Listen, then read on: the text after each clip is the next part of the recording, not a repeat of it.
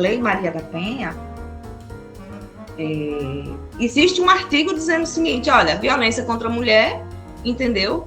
Ela fere os direitos humanos. Nem precisava, mas tem que estar lá dito. Veja, a que nível nós estamos de sociedade? Você precisa ter um artigo de lei para dizer, olha, isso aqui isso aqui é direito humano. E eu sempre digo isso, assim, pela prática do que eu vivencio. Tanto, assim, profissional como socialmente, né? É de que as mulheres precisam, hoje a maioria já tem independência econômica, ok, elas precisam se libertar, sabe, do jugo da dependência emocional. Eu vejo tantas mulheres oprimidas, tantas mulheres acabadas, tantas mulheres anuladas para ter para ter um homem do lado. E elas são tão preciosas, tão cheias de vida, né? E se apagam com essa companhia. E pior, veja, sofrem violência. O pior é isso. Mas não tem consciência dessa violência. Que isso é uma violência, mas isso, que isso é uma violência, né? Que aquela atitude é uma violência. E ainda tem mais. Muitas vezes não tem. E muitas vezes não tem a força para sair. Aí vem a questão emocional que você fala. Isso. E eu vou lhe dizer uma coisa. Quer ver coisa é quando uma mulher denuncia um estupro.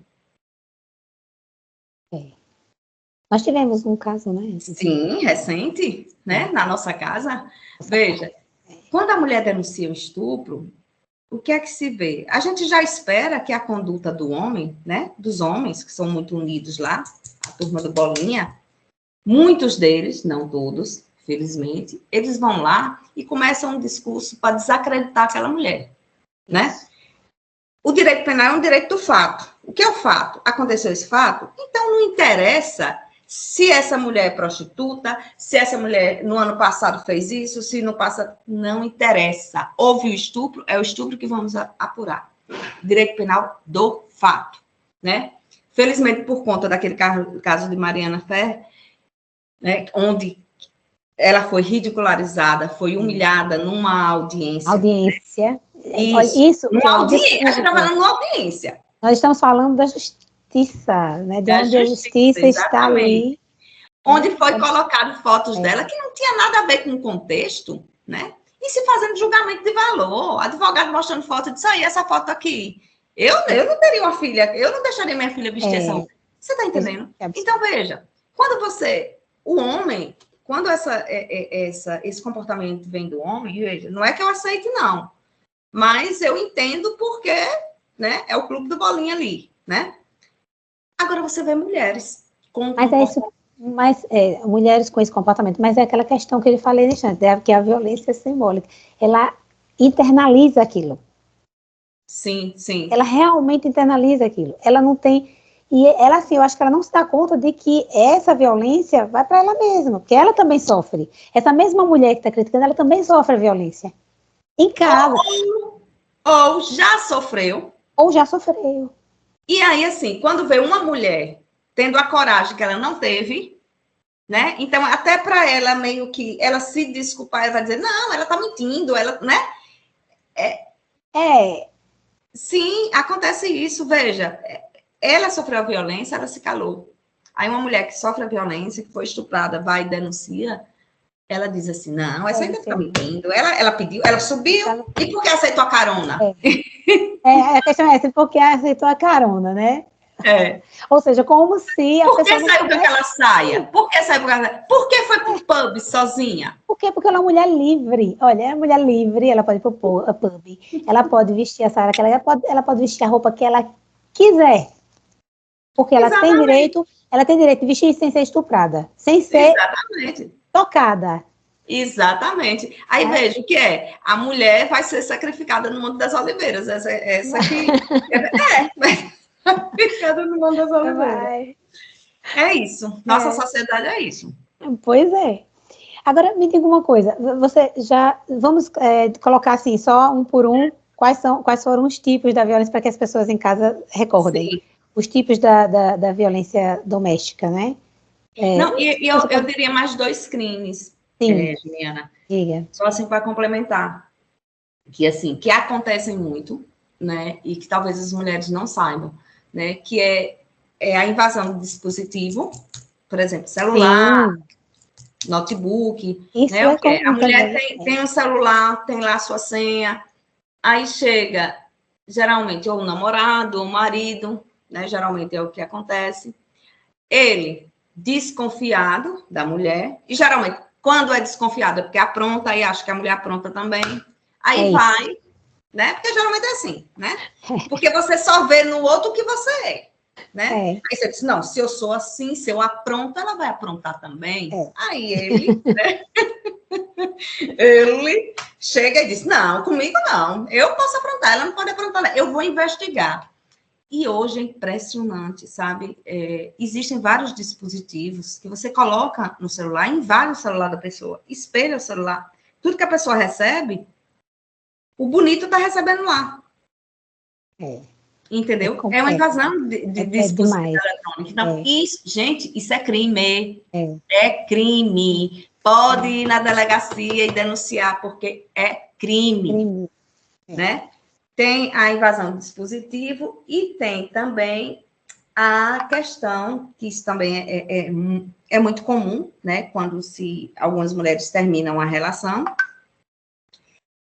Tá lá no bem bom com o namorado, tudo jóia, vamos fazer fotos artísticas, né? Produções artísticas, nos momentos de intimidade, né? Não, vamos para guardar, olha que bonito, a gente se olha depois. Aí o indivíduo guarda as fotos, né? Guarda as filmagens, depois que termina, ela, não quero voltar. Não vai voltar, não, vou botar na rede. Tá na rede. Né?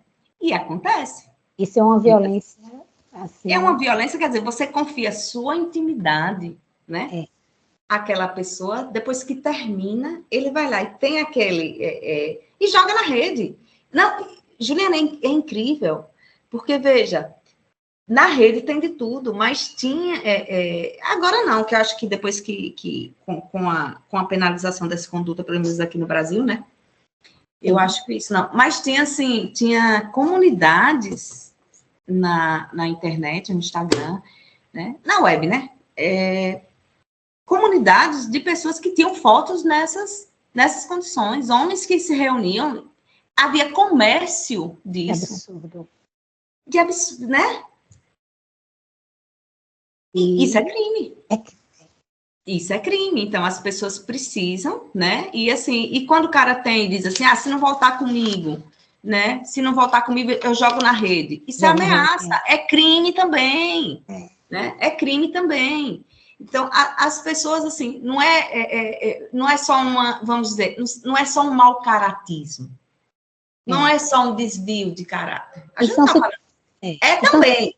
Mas isso é uma figura penal. E você, mulher, pode ir lá na delegacia, aqui em Aracaju, a gente tem uma delegacia especializada, que é a DAGV. Funciona, inclusive, em regime de plantão. Qualquer hora você pode chegar lá e prestar uma queixa. Porque é uma situação muito complicada para a mulher, porque ela sente vergonha também, né? Sim. A mulher, ela se sente acuada, ela sente... Veja, assim, tem vários casos mesmo, na questão do estupro, até uma questão dessa mesmo. Ela se sente com vergonha, até de chegar lá e dizer, olha, tem fotos minhas, até de chegar lá e dizer, tem fotos minhas, né, fotos explícitas com meu marido, namorado e tal, até para dizer que tirou as fotos, ela sente vergonha. É verdade. Porque depois ela vai ser crucificada, condenada e crucificada, ele não.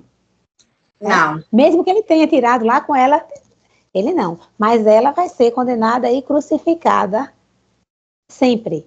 Né? Isso é o mínimo, né? Eu estou falando deste crime. Sem falar outras coisas também, a questão do estupro que você falou. Tem muitas pessoas que não vão por causa disso, por causa dessa pressão da sociedade. Então, as pessoas deveriam ser mais humanas, eu diria assim, né? Ter mais compaixão pelo outro. Porque as pessoas criticam muito sem parar para perceber assim, e se eu tivesse lá naquela situação, como é que seria? Né? Porque é difícil a pessoa chegar e tomar, assim, deixa eu ir lá fazer essa, né? Dizer o que aconteceu, deixa eu ir lá, porque ela vai se expor. Ela vai se expor, olha, eu fui estuprada, ela vai se expor. Aí ela sabe que ela vai receber desses tipos de crítica, dessas críticas que, né? de que, exatamente, porque pegou carona, né? Porque subiu. Então, né? Por que vestiu a mini saia? Por que foi assim? Né? Isso. Por que estava sozinha com ele? Porque não é porque. Ela tem a liberdade de estar onde ela quiser, sozinha. O homem que não pode encostar nela. As pessoas precisam entender isso. Exatamente. Né? O homem não tem direito de encostar, ela pode estar nua. Exatamente isso. E outra coisa. O homem não tem direito. Veja, e ela pode ter até começado o ato. E se ela desistir, mas ela diz, não quero mais, parou. Não quero assim, parou. Né? Isso é importante. Não existe obrigação, não. Exato. Né? Não existe obrigação. Exatamente. Pois é. A gente fala, né? A gente fala. Uma mulher junto. Agora eu vou voltar aqui para a nossa violência doméstica. Veja só, é só para que as pessoas, só para organizar a cabeça das pessoas em casa. Os tipos de violência, você pode repetir os tipos só, né? Que foi a violência. Então, tem a violência física, tem a violência sexual, tem a violência moral, psicológica e patrimonial. Ponto. E quem é que pode, quem é que pode cometer esse crime de violência doméstica e quem é a vítima da violência doméstica? Quem é que pode ser vítima?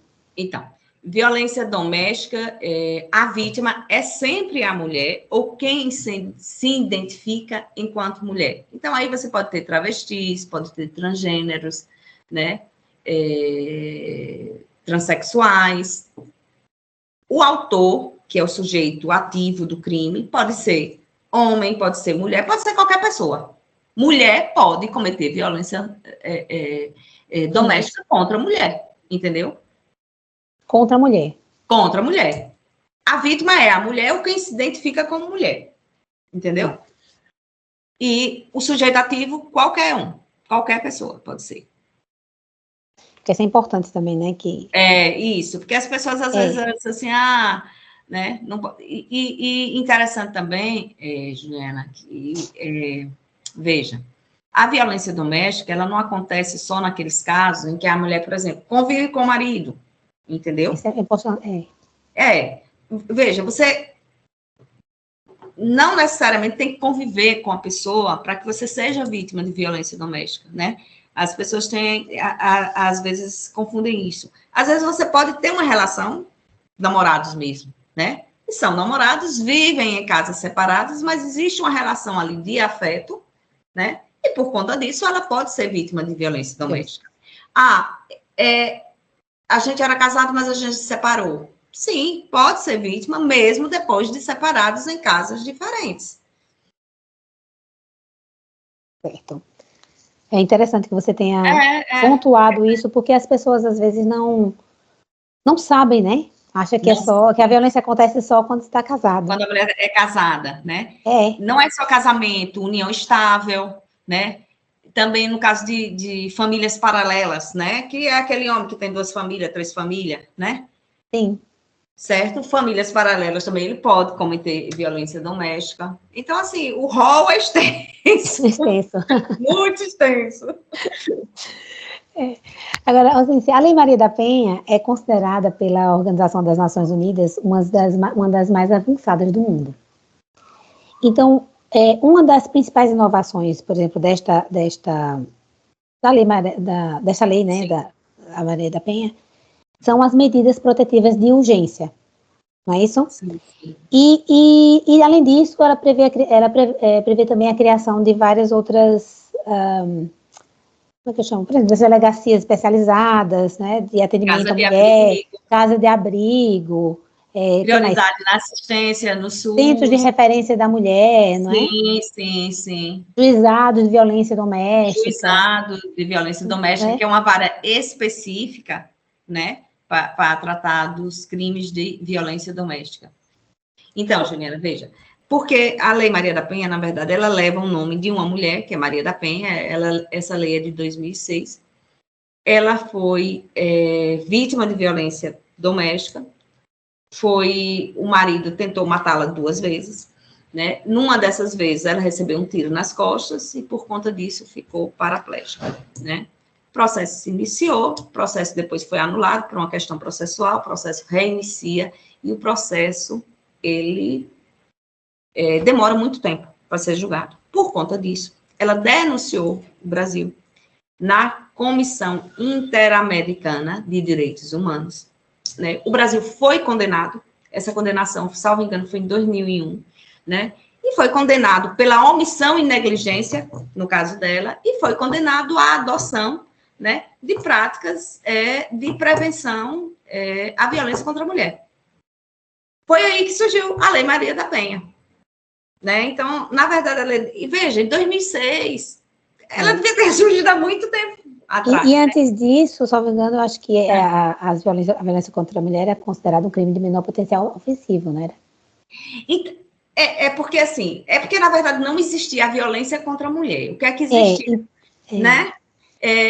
Por exemplo, existiam condutas penais, né? Por exemplo, tinha importunação ofensiva, que hoje é o stalking, que é também um crime, que a gente não falou, que é o stalking, né? Geralmente o quê? A mulher termina com o namorado, termina com o marido, se divorcia, e ele começa a perseguir ela, né? Por todos os lugares, nas redes sociais, não dá paz a essa mulher, né? E aí, se a mulher sai, ele tá lá no bar, se a mulher vai pro homem, tá lá, tá de guarda, de porta, né? Isso é stalking. Nas redes sociais, comenta tudo que persegue ela.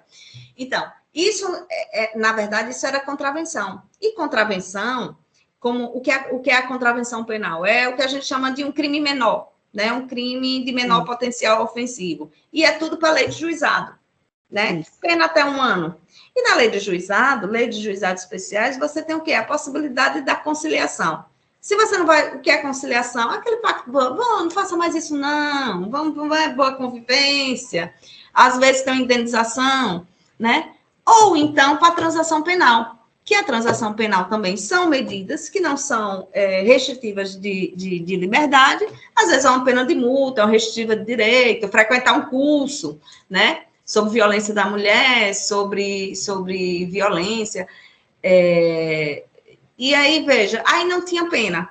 Com a Lei Maria da Penha, na verdade, mudou, por quê? Porque a Lei Maria da Penha, em que pese muitos crimes, assim, por exemplo, haja a possibilidade não de enquadrar no juizado, porque no juizado, pena máxima até 1 ano. Certo? Mas haveria a possibilidade de você aplicar suspensão condicional do processo, que é o instituto que está lá dentro da lei dos juizados especiais. Mas na lei Maria, nos casos de violência contra a mulher, não se aplica esses benefícios, né? Então, assim, não existe o procedimento nem os benefícios do juizado, entendeu? Ele vai para o procedimento comum. Considerando esse patamar, né, da Lei Maria da Penha, que ela é uma das melhores do mundo em relação à questão da violência doméstica. Sim. Como você vê a aplicação dessa lei na prática? Pronto. Então, Juliana, a Lei Maria da Penha é uma lei assim que não traz só a questão de definir o que é violência, né? Ela traz em si muitos direitos.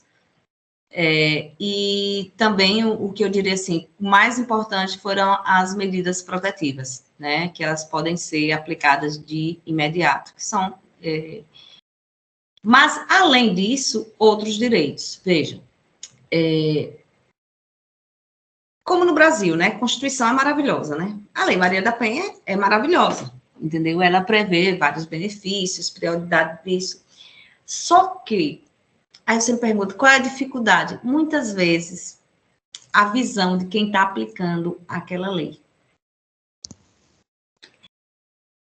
Eu digo isso pela minha prática que eu tive, entendeu? Não adianta você ter uma lei, se aquele que vai aplicar a lei, seja a nível de Ministério Público, seja a nível de Judiciário, ele não tem a sensibilidade, né, para entender seria para entender e aplicar essa lei, sabe? Porque às vezes assim você vê decisões que você diz assim, como assim? Como assim? Dessa forma, né? Como é que Você está entendendo? Entendo. Porque, assim, o que é que acontece? Aqui a gente tem uma delegacia especializada, DAGV. Ótimo. Que hoje funciona, inclusive, em regime de plantão. Mas tem delegacias de interiores que você não tem.